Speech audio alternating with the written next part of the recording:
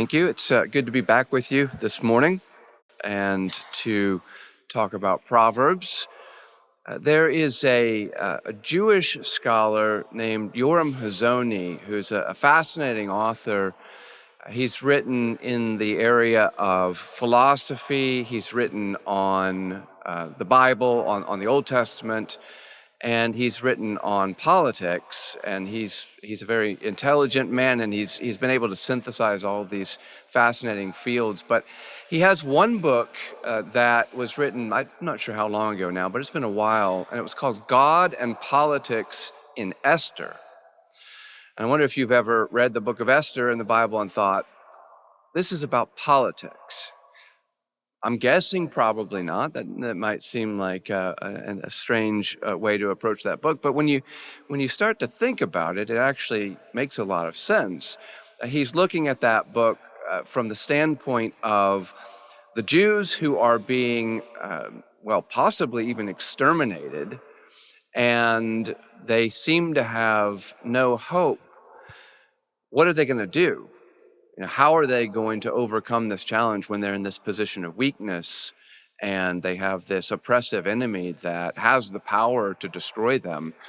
And they have to navigate this difficulty. And Esther in particular has to find courage to use power in a way that will save the people. And so when you start to see it like that, it actually makes a lot of sense. And I just thought it was a really fascinating way to read the book of Esther. And it got me thinking and wondering, could you ask similar questions of other books of the Bible?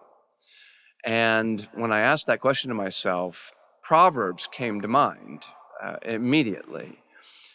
Now, Proverbs is one of those books of the Bible that I also think we might not first think of when we think of something like politics or human government. Proverbs is one of those books that we often turn to for personal wisdom. How can I honor the Lord in my life as a believer? How can I grow in my own wisdom in how I maybe am a father or a mother or a sibling? How can I relate to other people well? How can I even just regulate my own life properly before the Lord? And all of that is absolutely there and valid. It's that. But it's interesting that the book of Proverbs opens up on a kind of political note. So I want to read the first 6 verses of Proverbs chapter 1, and I think you might see this even as I read it, but I'll explain. Proverbs 1:1-6.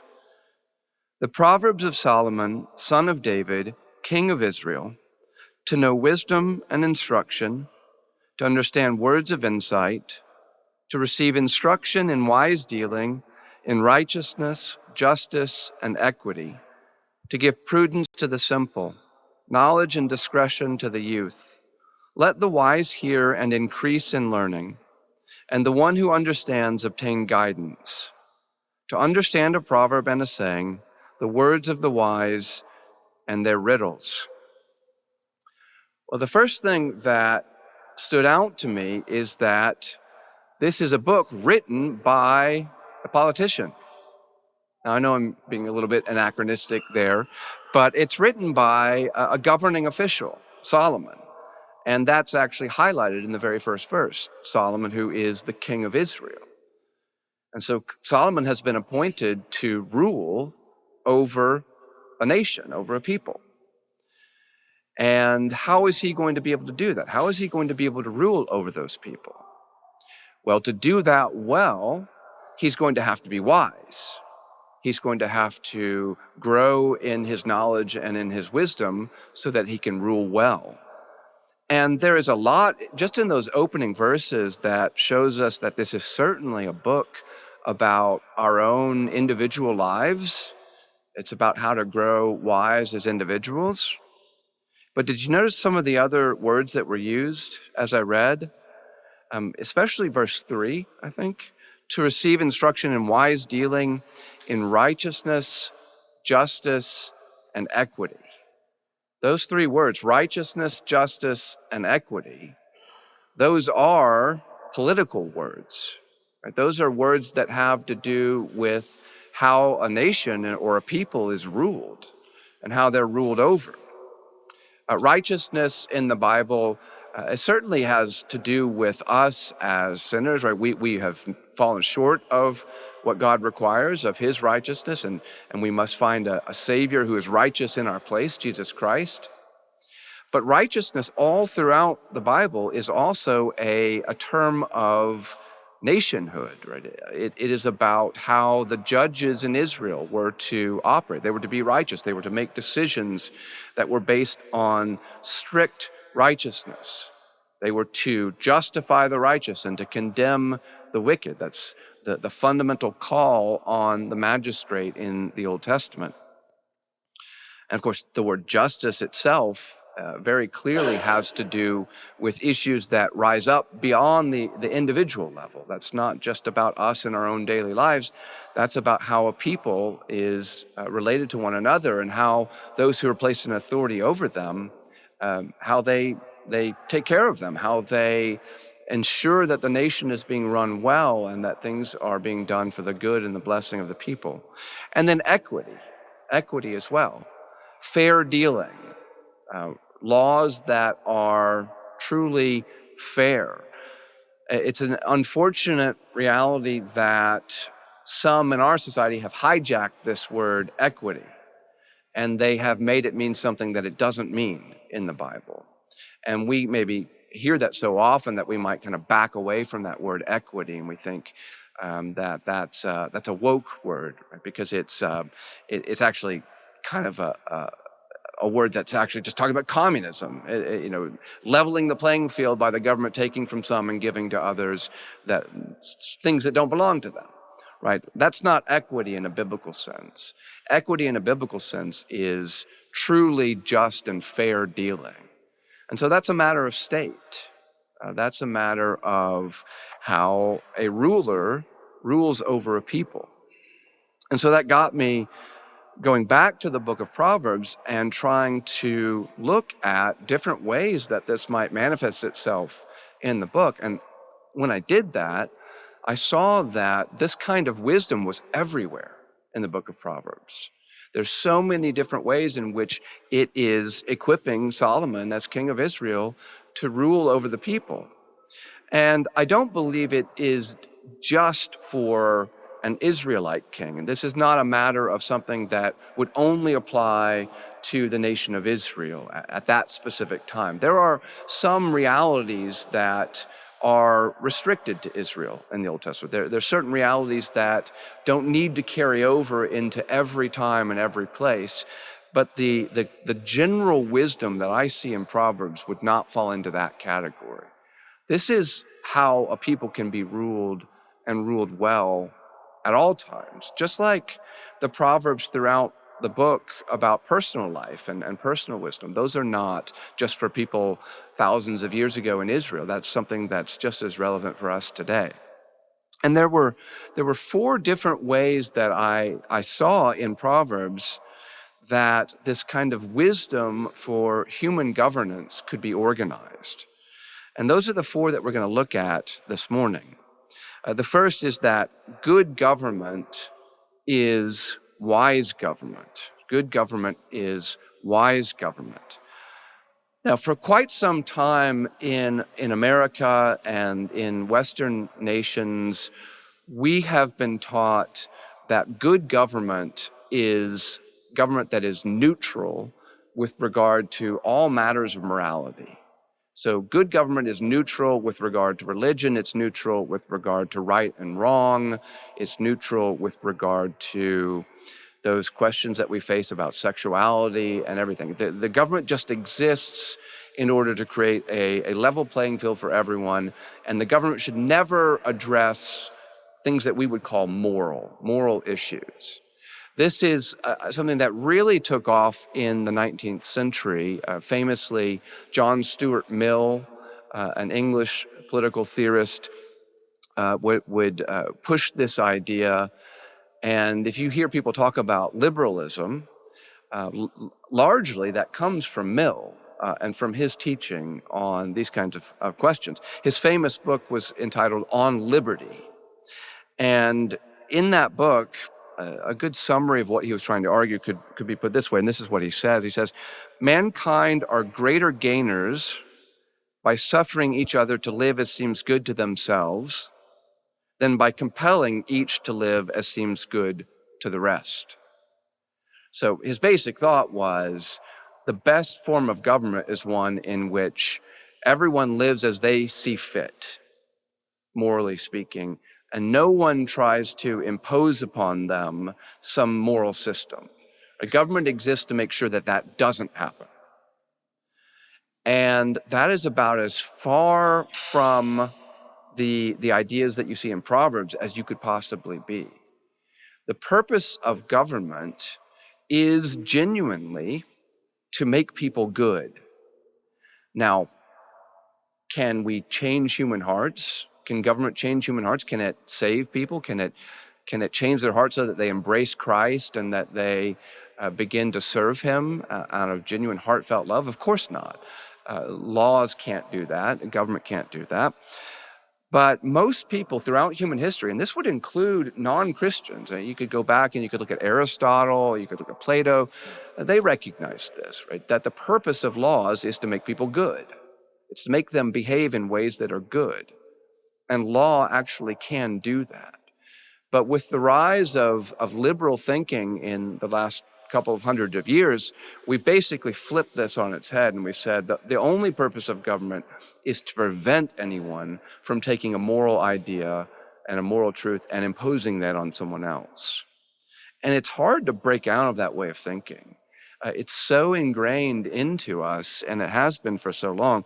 I would suggest here, and this is not the purpose of my talk, but I would suggest that the American founders did not see things this way. You will often see when you turn to the writings of the founders that they understood very clearly that the state existed, at least for one reason, to ensure that a certain understanding of morality was the norm for a society. And they recognized that a society couldn't exist, or at least it couldn't exist for long, if that wasn't the case. It's John Adams who has the famous quote that our Constitution is made for a moral and religious people, and it's not suited to anyone else. He recognized that the freedoms in our Constitution don't work if you don't have a moral and a religious people. And of course, he might not have been a perfectly orthodox Christian, but he did understand morality and religion in terms of Christianity. So my first point then goes exactly against that idea. This was famously stated by one of the Supreme Court justices, Anthony Kennedy, years ago, when he tried to define sort of the essence of being an American. He said, at the heart of liberty is the right to define one's own concept of existence, of meaning, of the universe, and of the mystery of human life. That was his idea of what it meant to be free, was that you were free to define every aspect of who you were. You were free to define what is right, what is wrong, what it means to be a human being, what the universe exists for, or why it was made or not made, or whatever it is. That defines freedom. And that really is the dominant view of freedom in our society. Now, I don't think everyone really thinks that in our world. I think that those who claim to be the most tolerant, you will find that they are extremely intolerant when it comes to Christian morality, or what we often call traditional morality. They don't actually have any problem with the state coming down hard on those people that they don't agree with. So I think it is something of a misnomer to say that they are tolerant. But the biblical notion and the notion in Proverbs is very, very different. As I said, everyone knows, or at least should know, that the state and laws cannot regenerate a human heart. That should just be a given. I'm not aware of anyone who has ever actually said that it could, But it's often that you'll find people will throw that out there. If you say that the state exists in order to make people good, they'll say, well, you're saying the state can save people and it can change their hearts. No, I don't think anyone has ever said that. I don't think anyone believes that. If they do, they shouldn't believe it because it's not right.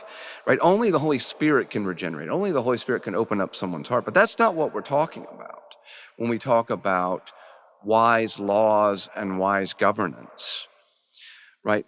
Law, by definition, is moral. And the purpose of law is to change behavior. You wouldn't have a law, a human law, if you didn't want people to act differently.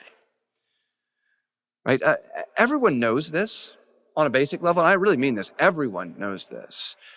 Why do we have traffic laws? Why do we have stop signs and stoplights and speed limits? Because laws change behavior. Obviously, the law has to be enforced. There have to be policemen that will pull you over if you run a red light, and there has to be penalties for doing that. But everyone knows that law and governance can change behavior because people do. They stop at stop signs. They stop at red lights. They drive the speed limit. And people could say, well, not everyone does that, but that doesn't matter. There are exceptions to that, but in general, it works pretty well, doesn't it? People generally follow the laws because there's adequate fear of what's going to happen if you don't. And that changes human behavior. It's very clear when you use a kind of trivial example like that. And I don't really think anyone would dispute that. But then somehow when we step into those issues that we would call moral, people say, well, I can't do that. It can't actually change behavior. I think what modern liberals tend to do is they seal off certain categories and they say these are moral categories and the law can't have anything to do with that. And it usually has to do with things that are related to spiritual realities, or in our day, it's usually sexual morality. They say that the state can't have anything to do with that. If it did, then it's violating its very purpose. Even that example, it's fairly obvious that that's not true when you look what has happened when laws have changed. Before we had the Supreme Court over the last, 15 years or so, telling us by decree that homosexuals could marry. The rates of those who would say that they are homosexual was minuscule. And it exploded as soon as the law changed. It's very obvious that the law was actually changing behavior and preventing behavior. This happens when drugs are legalized, when marijuana is legalized. People say, well, they're doing it anyway. They're going to do it, and law can't change that behavior. If they want to do it, they're going to do it. Well, that's not true. If you look at the states that have legalized marijuana usage skyrockets. And not only does it skyrocket, but there are all sorts of other horrible consequences that come in its wake for society. And it's very bad for society. Some states have actually recognized this and they have gone back. I think Oklahoma had some sort of legalization and then decided to revoke that because they saw that it was actually bad, So what you're doing when you legalize marijuana is you're actually hurting people because a lot of people who wouldn't have done it otherwise start to do it. That they were actually restrained by the law and by the sufficient punishment from partaking. And once that's gone, and the social stigma that goes with breaking law, once that's gone, they feel much freer to do these things. So what then is the purpose of law in Proverbs? What are rulers meant to do when they legislate? Well, Proverbs 8, 15, and 16 tells us one of the things that they should do. By me, by wisdom that is, kings reign and rulers decree what is just. By me, princes rule and nobles, all who govern justly. Just simply to say it that way, that a ruler decrees what is just. That's what rulers are called to do, is to rule wisely and to decree what is just. Proverbs 20, verse 8 says, a king who sits on the throne of judgment winnows all evil with his eyes. And to winnow, it's to use the language of winnowing wheat and chaff and winnowing the chaff out from the wheat. So he's to remove all evil. He's to separate that which is evil and to get rid of it. That's what he exists to do. Proverbs 20, verse 26, a wise king winnows the wicked and drives the wheel over them. And the basic point here is that if you are a truly good and wise ruler, you are not neutral with regard to right and wrong. You're not neutral with regard to morality. The very purpose of your existence as a magistrate is to get rid of evil. It is to create a society in which evil is punished and righteousness is rewarded. There's no neutrality with regard to moral issues. And moral neutrality isn't actually neutral anyway. Those who argue most strongly for moral neutrality, what they're actually arguing for is a context that will allow evil to flourish. They want certain things to be able to flourish and to be allowed. They want drugs to be freely available. They want all sorts of sexual deviancies to be tolerated and to be allowed and to flourish. That's not actually neutral with regard to those things. They want those things. And they want a society that allows that and is defined by that. Now, what happens when rulers don't rule in this way, when they don't rule wisely? And the answer is societal devastation, because laws change people, and bad laws change people in bad ways, or the absence of good laws changes people in bad ways as well. Proverbs 28, verses 15 and 16. Like a roaring lion or a charging bear is a wicked ruler over a poor people. A ruler who lacks understanding is a cruel oppressor, but he who hates unjust gain will prolong his days. You see what happens when rulers don't rule righteously according to wisdom? It's devastating. It's devastating for a whole people. Like a roaring lion or a charging bear. Right? Think of the devastation if you encountered a charging bear, a roaring lion, someone who will hurt everyone in a society. Just think of the devastation that comes. And the reason for that is simple, because if they rule according to wisdom and they rule justly, they bless the people that they rule over. And if they don't, then they hurt the people that are underneath them. Does that mean that that ruler is able to change everyone's heart in his society? No, he doesn't have to, but he can change their behavior. It's just a basic principle of how God made us. Proverbs 29, verse 4, by justice a king builds up the land, but he who exacts gifts tears it down.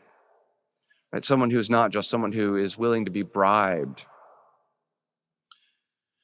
So true and good governance is wise governance. And maybe you heard, as I read some of these texts, just how often the Proverbs are addressed to rulers, right? In all of these almost, it's some mention of the king or of the ruler and what his responsibility is in society, what his responsibility is for those that he rules over. Once you come to Proverbs looking for this, you'll realize it's everywhere. There's so many Proverbs that are addressed to governing officials, to rulers. So my second point then is that, and I know this will perhaps sound shocking, but all justice is social justice. Social justice is another one of those words like equity that has been it's been taken in very bad directions, right? I'm not actually suggesting that we need to rehabilitate the phrase. I'm not sure that it is possible to rehabilitate at this point. But it is true in a certain sense, in a truly biblical sense, that all justice is social justice. I mean, think about that for a second. If you're by yourself, I suppose justice is not social, but is there even justice if you're alone? Perhaps because there are certain things that you can do to yourself that would actually be unjust.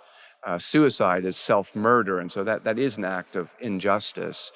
But you normally need other people for justice to be relevant. And so justice is social. It's inherently social because it's about human relationships. It's about how we interact with other people. By definition, it is social. And society crumbles without it. The whole of society crumbles without justice. You might remember that phrase that was popular in the wake of the George Floyd riots: no justice, no peace. Saw that everywhere. That is actually true. If there is no justice, there can be no peace. Now, I don't think they meant the same thing. They actually seem to mean that in a somewhat sinister way, which was, if you don't give us our justice that we demand, we will make sure that you don't have peace. And that's not at all what you see in Proverbs. But it is true. If there is no justice, there can be no peace in a society. It's impossible. There will just be those who are more powerful than others using their power to hurt people. And we see this in a variety of ways in Proverbs. One is that justice must be impartial. Justice must be impartial. Proverbs 17:15, he who justifies the wicked and he who condemns the righteous are both alike an abomination to the Lord. Justifying the wicked, declaring the wicked to be in the right. So this would be in cases of law. When someone has come before a judge and they presented their case, and if the judge then, for whatever reason, he declares the person who is wicked to be in the right, or he condemns the person who's truly righteous, truly in the right, that will destroy society. But if that happens on a widespread level, there's no possibility of a healthy and a well-functioning society. Or Proverbs 24:23-25. These also are sayings of the wise. Partiality in judging is not good. Whoever says to the wicked, you are in the right, will be cursed by peoples, abhorred by nations. But those who rebuke the wicked will have delight, and a good blessing will come upon them. It's the same basic idea. It's turning a blind eye to evil and even helping those who are wicked. It's interesting. I've been reading a history of the British Empire lately, and one of the fascinating things about the empire is that when the British went out and they established themselves in other nations, they had a very strong sense, informed by their Christian past, that there must be strict, impartial justice in the nations that they went to. And one of the problems they faced was they thought everyone in the world thought that way. And they thought that if they just could explain this to people, they would be seen as their saviors, because people would love it. They say, finally, we have true justice in our land. And what they actually found, and this is why empire didn't always work very well, is that many people did not want strict justice in their nation. They had grown used to how easy it was to bribe people, right? And they liked that, right? They wanted a system where they didn't have to work hard to accomplish good things. They could simply bribe officials and get what they wanted in that way. And they found that it was very difficult for them to implement a system of justice that was actually informed by Christian truth in these nations, because the people did not want that.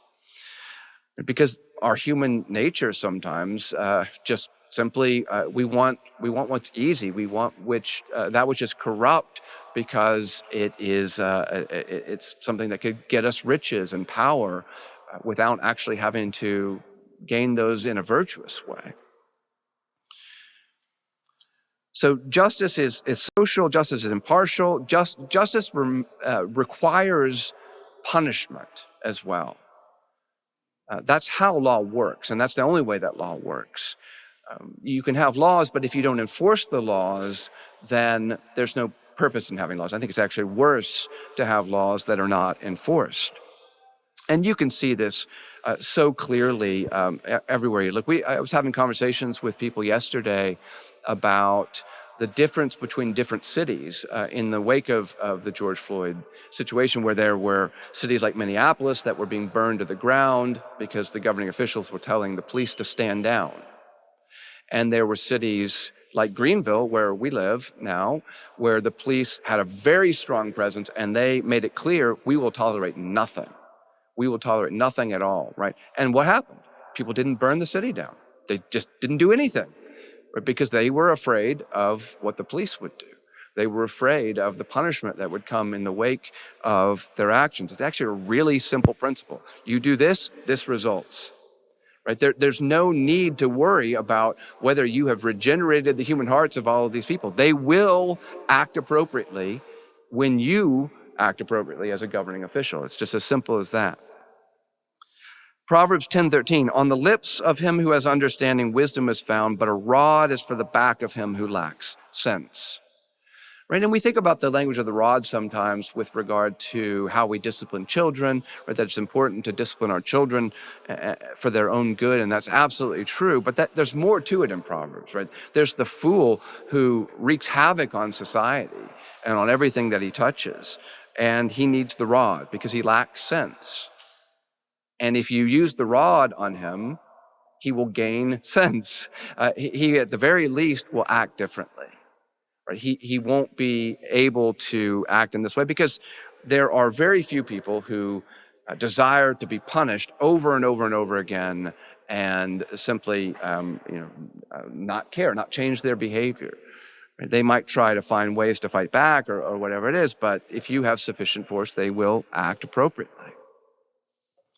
There's also the principle that I mentioned in the opening of equity in Proverbs. And equity is a matter of strict justice. It's not a matter of taking someone's wealth and distributing that wealth to others. That's not equity at all. That's actually the opposite of equity. Equity, biblically speaking, is a matter of simple, strict justice, no partiality. Proverbs 11:1, a false balance is an abomination to the Lord, but a just weight is his delight. Right, where everyone is treated according to the strict letter of the law.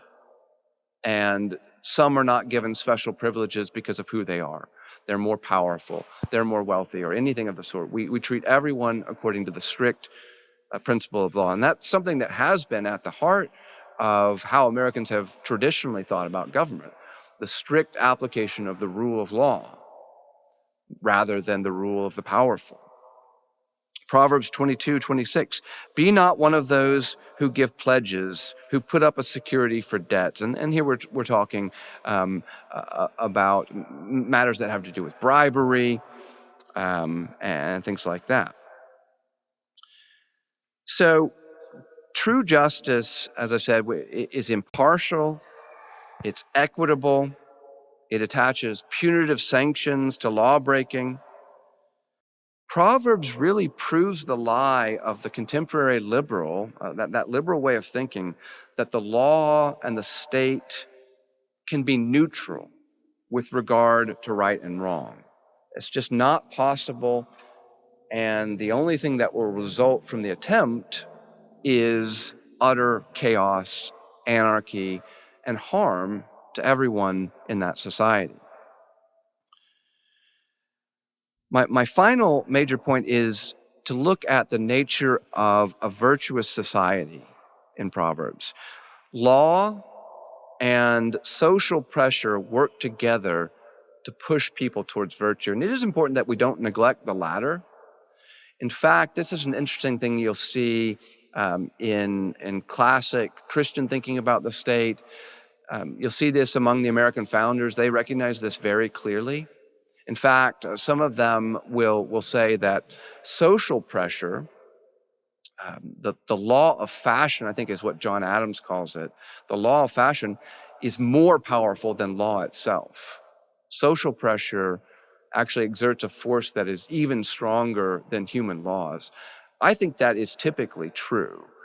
I think we've seen that in our own society with regard to the normalization of sexual deviancy. Law has enabled that, and law has made that worse, certain bad laws. But I think the social pressure in our society has been an even more powerful force to legitimize these things and to teach people that they're good. We have to have both of these working together to have a truly healthy society. So Proverbs 10 and 11. When it goes well with the righteous, the city rejoices. And when the wicked perish, there are shouts of gladness. By the blessing of the upright, a city is exalted, but by the mouth of the wicked, it is overthrown. Why do things go well with the righteous? Well, ultimately, it's because they have righteous rulers, and those rulers are ruling according to righteous laws, and things will inevitably go well for those who adhere to those laws. And things will go badly for those who don't. And the wicked will perish because of their own rebellion. And what happens? Society rejoices. There are shouts of gladness. When the upright are blessed in that way, when law and social custom bring blessing to those who do the right thing, a city, it says, is exalted. Things go well for that city. The alternative is the city is overthrown. It's inevitable. Proverbs 21:15, when justice is done, it is a joy to the righteous, but terror to evildoers. Proverbs 29:16, when the wicked increase, transgression increases, but the righteous will look upon their downfall. That one's a really fascinating one, because when the wicked increase, transgression increases. I think it's kind of inevitable, right? That when you have more and more wicked people, they're not being stopped, they're not being hindered in any way. Society itself is going to get worse and worse and worse. Transgression will be encouraged. There's a fascinating verse in Paul's letter to the Romans, in Romans chapter 1, the last verse, which is verse 32. And it says this, though they know God's righteous decree that those who practice such things deserve to die, they not only do them, but give approval to those who practice them. And this verse really perplexed me for a long time, because it sounds like Paul is saying that it's worse to approve of evil than to actually do the evil things themselves. I thought, how could that be? Right? It has to be worse to do evil than to approve of evil. But it's not. It's not actually worse. It is worse to approve of evil. I think what Paul has in mind here is what we see in these Proverbs. When you approve of evil, and so if many people in a society approve of evil, what happens? You create a context for evil to flourish in the whole of society. So it's not just a matter of personal sin anymore. There might be people who are very, very wicked, and they live in a just society. And that happens in every society. There are wicked people in that society. But what do? They keep it to themselves. They keep it private, right? They try as hard as they possibly can to hide that from everyone else.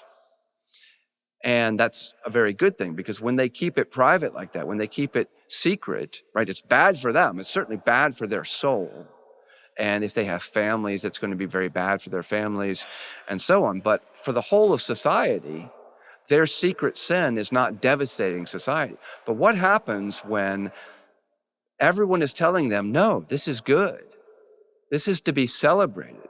You should have pride in this deviancy. Then they say, I don't need to keep this secret anymore. I'm going to be very open about this wickedness. And more people are encouraged to be wicked and to do what is wicked. And more people will do that, right? And society will be devastated. So it is actually worse to approve of sin in this particular way, to create this scenario or this situation where sin is praised and exalted and righteousness is disparaged. It's devastating, in fact.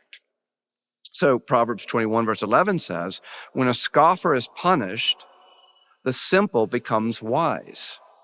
When a wise man is instructed, he gains knowledge.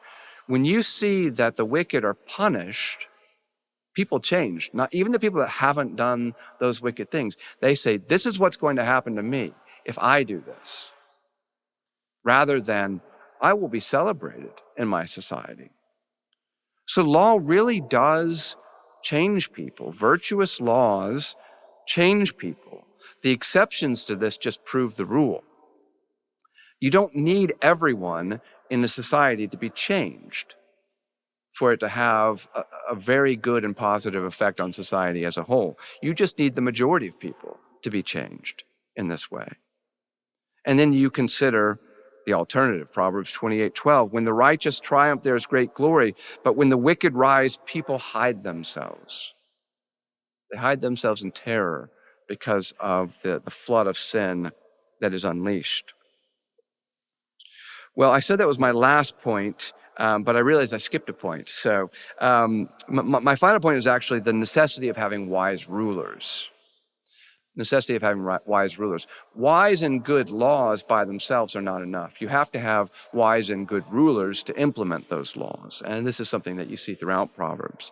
Proverbs 11:14.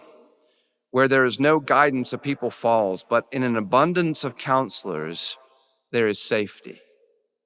In an abundance, obviously, of wise counselors, there is safety. Proverbs 13:17, a wicked messenger falls into trouble, but a faithful envoy brings healing. Proverbs 14:35, a servant who deals wisely has the king's favor, but his wrath falls on one who acts shamefully. And we could go on and on and on. All throughout Proverbs, you see this same basic thought that a wise ruler will bring goodness and blessing to his people.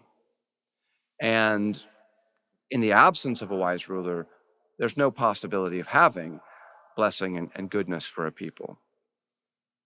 Just laws, in other words, are necessary, but they're not enough. There have to be just rulers to implement those just laws. Well, to bring this to a close, I said, this is wisdom that is not just for Old Testament Israel. I don't see anything in these kinds of basic moral teachings in Proverbs that's restricted just to the unique situation of Israel as a kingship in the Old Testament. Right? These are timelessly worded principles for any ruler, right? In any situation. The Bible doesn't tell you what form of government you have to have. And Christians have lived under virtuous monarchies, virtuous democracies, virtuous republics. There are all sorts of forms of government that can be exercised in good ways. But there are certain principles that have to be true in that form, whatever it is. And we've had a chance to see some of those this morning. Now, Proverbs is by no means a manual for political action. Right? But it does provide us with some of the most important principles that have to be true of any good and just governmental system. Without these, you cannot have good government, and you see the disaster that comes without them. And it also shows us really just how false that idea of the present day is, that a political system can be neutral with regard to basic questions of right and wrong. Good government requires wisdom. It requires punishing evil and knowing what evil is. It requires safeguarding that which is good and the ability to understand what is good. It requires equity, impartial implementation of justice. It requires morally upright leaders who will do what is right, who will enforce good laws at all levels of government.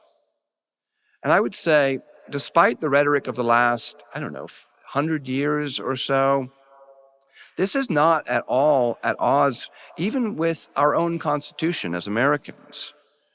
It's not at odds with our legal and political past, and many are trying to say that it is. But what I see when I study America's founding is that a basic sense of right and wrong was clearly at the basis of our laws and our governance. And we've sadly lost that because we've bought into this lie that's much more recent. Don't let anyone tell you this is the American founding. A lie that's much more recent, which is that you must be neutral with regard to right and wrong. How false that is when we turn to Proverbs. Well, let me pray and close us then. Our Heavenly Father, we are so thankful for your word, and we're thankful for the wisdom that we find in it, that you have so graciously bestowed this wisdom upon us, that you have rescued us from the darkness and the misery of sin, brought us into the wonderful light of salvation in the Lord Jesus Christ. You have shown us the way to live in a way that's not only honoring to you, but that is good for us, good for our families, our cities, and our nations. I pray in whatever way that we can as individuals that you would help us to see how to live this way for ourselves and for our neighbors, for your glory, but also out of love for them. And I pray all these things in Christ's name. Amen.